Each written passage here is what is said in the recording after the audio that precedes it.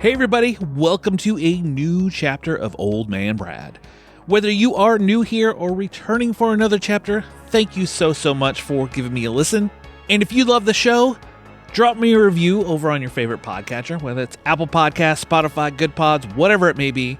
I'd love to hear what you think of the show. So this week, we're doing a two-part series. The new movie Here for Blood is dropping on Screambox this week. And today, I'm going to have interviews with the writer and producer, James Roberts, as well as the star of the movie, Shawn Roberts. And then later in the week, I'm going to have a special guest on as we break down the film. It's going to be really exciting. This is a movie that I was truly excited for when I first saw the trailer for it. So getting the chance to not only talk to the writer of the film, but also the star of the film was really exciting. I am just going to let you know right now that I absolutely love this film. It was ridiculous, bloody, fun. I had a blast. You'll hear a little more of my breakdown later in the week, but I'm just going to let you know that I had a blast with this movie. Everyone absolutely has to get on Screambox, or if it's playing at a theater near you, go check out Here for Blood. So, you got me rambling on here. We're going to move into my first interview, and that is with writer and producer James Roberts, as he kind of breaks down the movie for us, kind of some of his inspiration for the script and everything else. And I will talk to you briefly on the other side. I have a great guest here to talk with me. He is the writer and producer of the new Screambox exclusive Here for Blood. I want to welcome in James Roberts. How you doing today? I'm doing very well, thank you. How are you doing? I'm doing pretty good. Now, tell everybody a little bit about Here for Blood. Here for Blood is an over-the-top action horror comedy film. I like to describe it as Home Alone meets Rambo. Okay, that makes sense.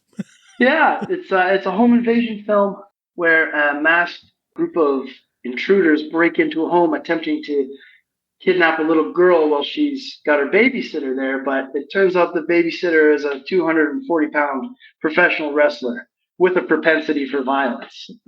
Just a little bit. Yeah, just a little bit.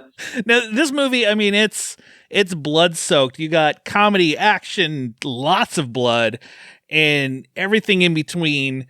How did you come up with the idea for Here for Blood? You know what's funny is I used to babysit some kids when I was in high school, and I remember thinking, like, if somebody broke in right now, I was like, I think I could fare all right. I think I could do like they'd probably be expecting like a high school girl, and I was like, I played football, I was a big guy, so I was like, I think I'd do okay. So I always thought that was kind of a funny scenario, but I ended up writing a very early version of this for a producer.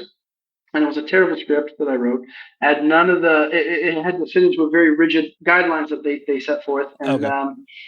Basically, it didn't have any of my personality. It didn't have any of the things I really enjoy seeing in a horror film, like practical effects and some dark humor. And I was a pro wrestler for a time, and I have a love for pro wrestling, so I wanted to add that in there because I think it brings extra element of fun to the violence in the film. In terms of having a protagonist fighting for his life, I think having a big hulking pro wrestler elbow dropping and body slamming it's just fun to watch. It absolutely is. One scene in particular, I'm not going to give it away because I want people to see it, was an absolute blast when it came to the wrestling piece. But I was going to ask what some of the influences. You said you were a wrestler.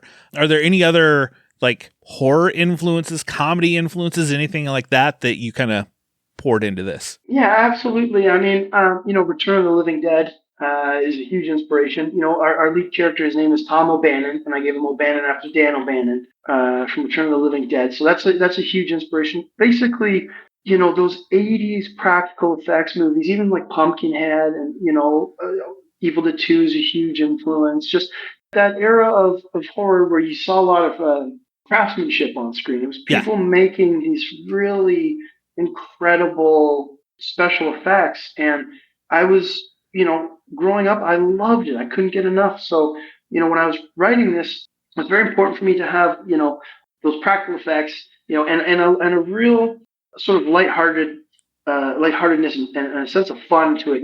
Like Tremors or Fright Night, it was fun. It wasn't ever mean spirited or it just you left going like, oh, that was so fun and cool. Wow, like that's the kind of the soul of what I was trying to put into my script. As this was getting, into production, you talk heavily of the practical work, which, I mean, there is a lot of practical effects in this film. But when Daniel Torres took, the directing reins of this, did you and him kind of like talk of like, it's got to be all practical work and how can we figure this out and get this to go? Yeah, I mean, he knew right away what the tone was. I mean, I wrote it in such a way that it was very apparent, in the script that hey, this is what this should look like. You know what I Okay. mean? I use a lot of metaphors and references to certain things, and I made sure that the feel and the energy was right there. So as you're reading it, it'd be easy to imagine and kind of visualize. And with my other producer Jacob Windat, he got it right away. We have a very similar love of you know B movie grindhouse genre film. So we really wanted to make sure that this was done practically, and we teamed up with the Butcher Shop Effects Studio out of Hamilton, Ontario, and they got it.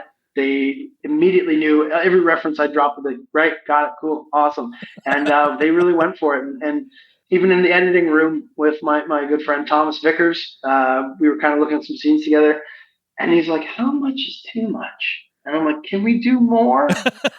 Yeah, we can do more. So whether it's there's certain scenes I don't want to spoil. There's some wrestling moves that go on and on. There's a lot of fun, a lot of blood splatter that it's frankly gratuitous, but I don't think it ever crosses over into anything overly disturbing or mean spirited. It keeps that air of levity to it.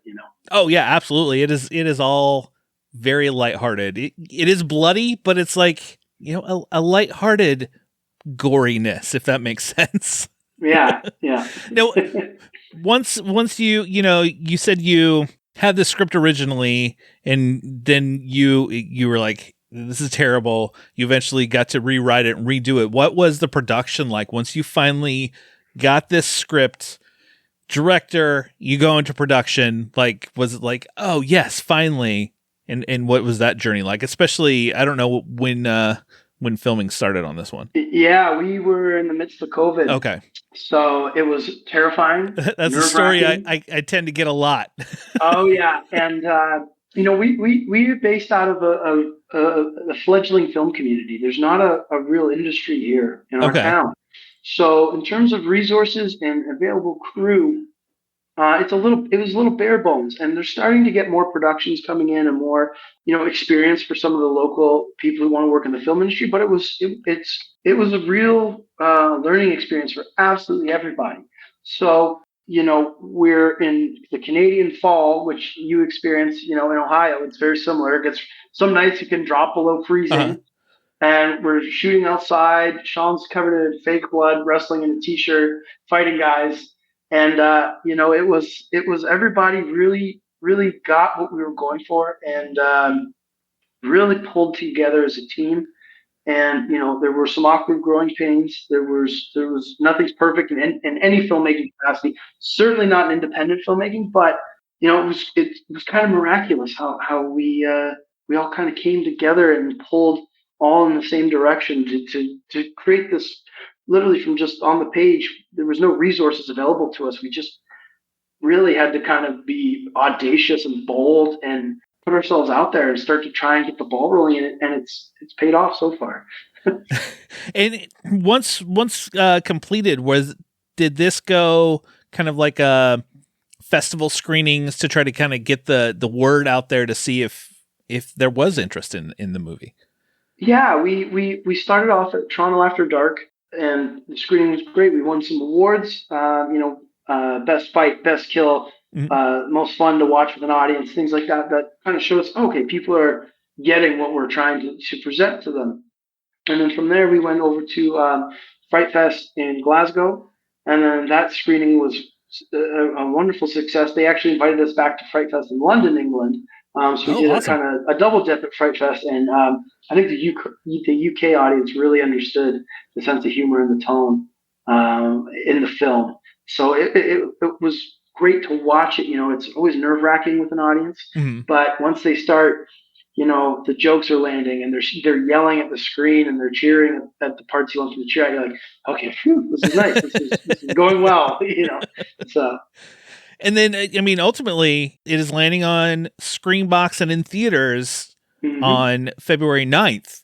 Like, how exciting is that to be like, hey, the world's going to see this everywhere on a big screen and at home? Like, It's incredible. It's again like it's sort of surreal when you think of, you know, I started working on this in 2019, trying to get the production uh huh. going. You know, I wrote the script originally I think in 2015, so it's Okay. this Wow. Okay. been a long journey. And you know, when I think about where we started and just kind of finding our first steps and our footing and into, you know, fundraising, pre-production, production, Hmm. etc., it's kind of astounding and feels quite miraculous, you know. And we just reached out to Brad Miska at Screenbox and Bloody Disgusting. We just cold emailed them, hey, here's what we've done. Here's what the movie's about. Do you want to check it out? And he said, sure. They liked it and they wanted to pick it up, and we were like, okay, wow. I mean, it's just, we just kept, kind of having the audacity to just ask, hey, like, can we do this? And people kept saying, sure. So, you know, it was very lucky. I mean, that's the way it has to go. I mean, even, for me as a podcast, you just reach out. What if they say no? Okay, well, it didn't work out. Well, Mm-hmm. we'll see if someone else wants to check it out. Exactly. So we've been very fortunate thus far, and you know, I'm very very excited to finally have it, you know, come out and present it to a wider audience. And it's because nothing's guaranteed in filmmaking. You know Yeah. what I mean? One COVID case could have ruined us on set. Like it's been an incredible journey, and honestly, I just feel so lucky to even just be, you know, sitting here talking to you about it. It's a little surreal and exciting, and I'm filled with anticipation for you know what's next. Now, I do want to ask you, like Shawn Roberts came Yeah. onto the project, and he's known. He was Wesker in the Resident Evil films. He's done other horror Mhm. films, and I mean, he has a mass amount of credits under his belt. How were you able to get him on board with this? We just asked them. You know, the butcher shop, the guys, the effects studio, because we were talking to him about, you know, it's kind of tough. You got to find a guy who's built like a wrestler, and then he's Yeah. got to act, and he's got to have all these kind of dimensions to his character. And they said, well, have you thought about Shawn Roberts? We worked with him on some stuff. He'd be great. And I'm like, well, he's not going to want to do this. You know, like we're in the middle of nowhere, you know. And we just reached out. We asked his agent. He said, send us the script. Sean liked the script, and he was on board. And we were just like, oh, we have to take this really seriously now, you guys. Like, you know what I mean? This is a this real just got production now, this just guys. got real. Yeah, like, you know, it's just when something like that happens, it's kind of like reality hitting you in the face. You're like, Uh-huh. oh, this is not, you know, because at that point we're like, are we going to go to camera? Who knows? Like, is anybody going to want to be in this thing? Yeah. Like, what's going to happen? And then once you got a guy like Sean kind of believing in it and saying, I'm in, now you're like, it's game time. Let's go execute and make this happen. And I don't know how we did, but we did. You know, it was a crazy amount of hard work and luck, a lot of luck, but here we are. The hustle. I mean, I hear it a lot from many independent filmmakers of just the hustle that you got to get your project Yeah. out there, and then when it does, you're just like, oh, that felt really good. Let's Yeah, it's do it like, oh, again. yeah, it's you know what, it's tough. I mean, for anybody starting, like we were kind of literally from square one. Like you just gotta go for it. You just gotta not be afraid to try and like we wanted to try and make, you know, a professional film with a real cast and try to get it out there. And we just set that goal kind of with nothing but that plan in mind, and then found our way into executing that plan. So just don't be afraid to go for your goals and put yourself out there. You just really got to put yourself out there, and you're going to hear a lot of no's. It's going to be a lot of failures, but if it pays off, it's there's nothing more rewarding than that. Are there ideas in your head for sequels, or you just kind of ride this and then kind of a wait and see? Well, I mean, yeah, I do have ideas for sequels and stuff, but again, it's like if there's fans of this and they Mhm. want to see more, and there's a demand for a sequel, I'd be more than happy to jump into the world again. But again, it's it's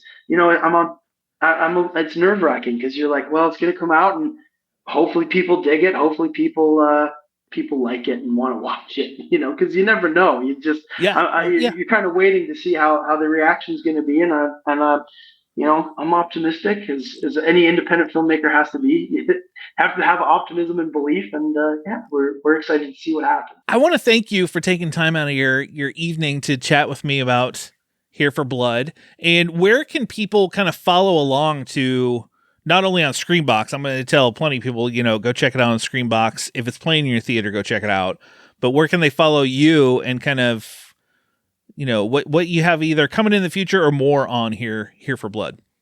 Yeah, you can find Here for Blood on Instagram and Twitter at Here for Blood. If you want to follow Screambox, Cineverse Bloody Disgusting, they'll be posting updates.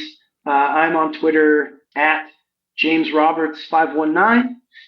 So if you wanted to give me a follow, I'm just getting into Twitter. I'm not a social media guy at all. So I literally just started it like 2 days ago so I can start, trying to promote it. So yeah, I have like 5 followers. So if you want to come follow me, I'll be posting some updates and maybe sharing some anecdotes or behind the scenes stuff. And it's all happening all at once. Well, thank you, James, for chatting with me, and I wish you all the best with this film. And people go see it; like, it is so much fun. Oh, thank you. I really appreciate that, and I'm glad to be here. Thank you. Again, I want to thank James for chatting with me. It was awesome hearing kind of some background of the movie and kind of how this kind of got going. And I always love these chats. So let's keep it going. I also had the opportunity to sit down and chat with Shawn Roberts, who is the star of this movie. Some people may know Shawn from the Resident Evil film series. He played Albert Wesker. Anyone who knows me knows I'm a big fan of that series. I absolutely love those movies. It was such an awesome thing for me to be able to talk to him. But without further ado, let's move into my chat with Shawn Roberts. My next guest has many credits to his name in TV and film, including playing Albert Wesker in the Resident Evil film series. In his new movie, he plays a wrestler who has to fight for survival in a babysitting gig gone awry.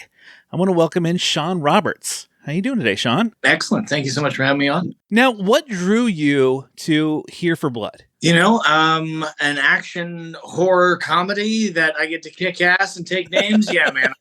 Now, were there any influences for you when you were, reading the script for this, or you're like, oh man, this reminds me of this. I am all in. Well, obviously, there's some Evil Dead, Army of Darkness vibe there, and that's I really love that. That was one of the staples of my childhood for the horror genre. And to come along a script like this that sort of hit the beats, had the one-liners, mm-hmm. I was, as soon as I finished the script, I was like, okay, when can we start? Yes, please. Now, you said Army of Darkness. Are you a horror fan, a fan of the genre? Well, up until then, I think my experience had been like watching Freddy Krueger through the stairwell. There was Jaws. So it was so different from any of the other horror movies that I had seen that it really stood out in my mind that this is something special here, because I'm maybe a little scared because I was a little kid, but I'm more intrigued than anything. So that's sort of where it started. And, I think even now there are certain horror movies and the content they show that makes my skin crawl. And I'm not big on, getting into that, but I love suspense. Absolutely. Now, you have done a few horror movies to your credit. And obviously we have the horror action of Resident Evil. How was it going the horror comedy side for you? Like, was the comedy piece kind of a fun thing for you to work in? Well, years ago, I sort of realized that, I love the action of the script, but in general, action movies tend to be darker. And what I realized is that I wanted to go to work every day and I wanted to laugh. Like I wanted to have a good time and I wanted to make people around me laugh. So when this opportunity came up, it felt like a dream come true because, yeah, man, if I could do a comedy series, yes, please. Like, all these coming of age in the prairies or romantic, whatever. I'm like, can I not just go and giggle every day, please, with other people who know how to do it? So we got pretty lucky on this because I think we hit all the beats. It was a good team. It was definitely a good team. It was an absolute blast. What I could just imagine, like on set while you were filming this, was I had a blast with the movie watching it. Was it just as much fun like filming it while you were on set? I think when working on lower budget films, if your team has experienced the high level and then the low level, budget wise, you sort of concede that there will be challenges. And really how you handle them and how ridiculous, some of the things that we have to overcome are. Yeah, I mean, I know there were crew members who showed up for free night after night. And it's the kind of thing that keeps you wanting to show up and be 100% because like, I don't know what incentive you have to be here for $0. I love the fact that you're here supporting us. So yeah, man, I'm going to show up and give it my all. So it was nice to be able to find some comedic moments when everybody's so tired and been working nights for like 3 weeks and it's cold and, all the things. You thank goodness that there's some comedy because otherwise it feels a lot like work, man. Now, you said predominantly it was night shoots. Was that kind of a challenge having to shoot at night more than, hey, I get to wake up, have some coffee? And there are certain challenges that come with the night shoots, but I think one of the blessings in this case was working with Maya. Now, Maya being a minor, we have a limit on how long our days can go. And my experience previously on working nights is they'll bring you in the afternoon and you're going home after when rush hour happens in the morning. But because we had sort of a compacted schedule means that we could show up for work probably after the rush hour, evening rush hour, and still make it home before the morning rush hour. So that sort of really took that edge off, because the last thing you want to do while you're falling asleep is drive an hour and a half through stop and go. So yeah, man, that and a bunch of Red Bulls and like just keep everybody caffeinated. Let's go. And Maya, all right, I got sugar. I'm good. Let's go. So we made it through unscathed. And I think we got lucky. I mean, there were the only sort of one day we had bad weather and, I think everybody was still at home, but our power dropped out and we had to cancel the day. So there was really, I think we got lucky. I really do. Your character, Tom, is a wrestler in the movie. And what did you do to prepare for that role, playing the wrestling side? Well, I've had previous experience playing around with MMA and sort of just surface-wise, just a little bit. I don't need somebody hyperextending an arm or something stupid. But on this, we ended up actually having to go in prior to production and work with Tyson Dux, who is a notable wrestler here in Canada. He runs his own wrestling school. So I got to go and spend some time with him and we just choreographed our session. And when you get to work with somebody with that much experience, he makes me look good, man. There are so many times while we're doing it, I'm like, oh my God, what comes next? And he helps me through it. And my hat's off to him because apparently some of our background performers the day that we did the wrestling were convinced that we were both wrestlers. So that felt validating. I feel a little bit silly, but sure, I will go and do this for the first time ever in front of a live audience. But yeah, man, I think we got lucky because as far as the wrestling, that was early on in the script. And then some of the other stuff incorporates wrestling moves, but it's not nearly the same choreography that an actual wrestling match has. So yeah, that and, me hitting the gym, just trying to make sure I don't get old and fat. So that's what I did. You did this wrestling training and compared to like fighting that you did, say, for Resident Evil, because it was some pretty intense fighting that you did in those films. How did you bring some of that like to your wrestling training as you were kind of learning? Yeah, I think you got to draw on all of your life's experiences to see what works for you, right? Because there's sometimes you're just like, okay, well, that looks cool, but I can't work, I don't move that way, so I can't do that. I'm sorry. And we had a great stunt team. I mean, all of the other actors, the bad guys, all have had previous stunt experience, so it made doing those scenes a lot easier when you know how to move through it. Now, are you offering your babysitting services on the weekends to say, hey, if you need me, I can protect you? Hey, acting's been pretty lean lately, bro. So yeah, I pretty much taking anything up now. You got gutters to clean up, I'll do that too. So yeah, it's well, we made the movie 3 years ago, and it's finally coming to the light of day. So hopefully that generates some interest. But an actor, your jobs are very far and few between, so it's been not great. So hopefully, fingers crossed, something magical happens, and we can get some eyes on this thing, and people enjoy it. All I can do is hope for the best. I'm super excited with the end product because on our first scene filming, it was a little sort of, is this going to be terrible? Are we all just going to be ridiculous, or is this a thing? And by the end of our first day, everybody was on board, and ridiculous it is. Okay, perfect. Let's go for it. So it was a learning curve, and sort of, because when you do low budget, you never really know what you're getting into. And the experience level of people in that realm isn't nearly as high as you might sort of anticipate. So there were some challenges, but hey, we still made a movie somehow. We lost crew members, and things are missing, and maybe our continuity wasn't always the best, but I don't know, man. I think we made a decent movie at the end, so I'm happy. Everybody involved, you guys did a great job. I thoroughly enjoyed the film.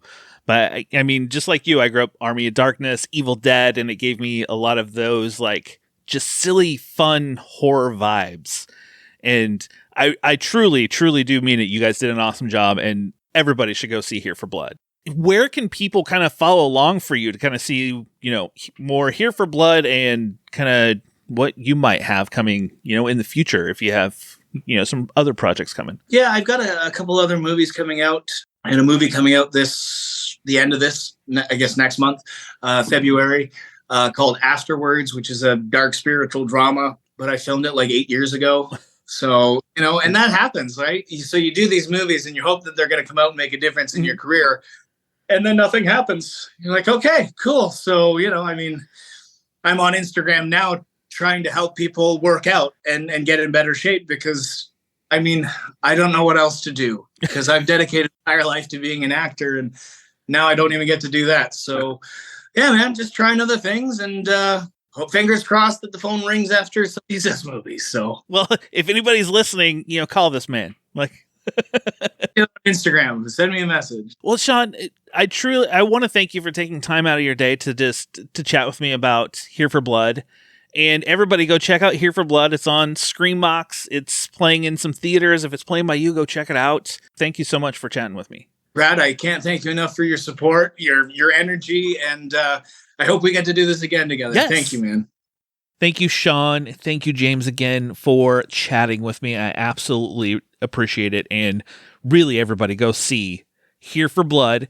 And we'll give you more of a spoilered, I'll give you some spoiler-free, but spoilered breakdown later in the week on this, so watch for that. Before I go, if you're in the Cincinnati area, head out to our friends at the Esquire Theater. Come out for Frightful Fridays on February 16th. We're going to be screening My Bloody Valentine, the original 1981 version. Come to Frightful Fridays. Watch for that every third Friday of the month at the Esquire. Let's make Frightful Fridays a big thing.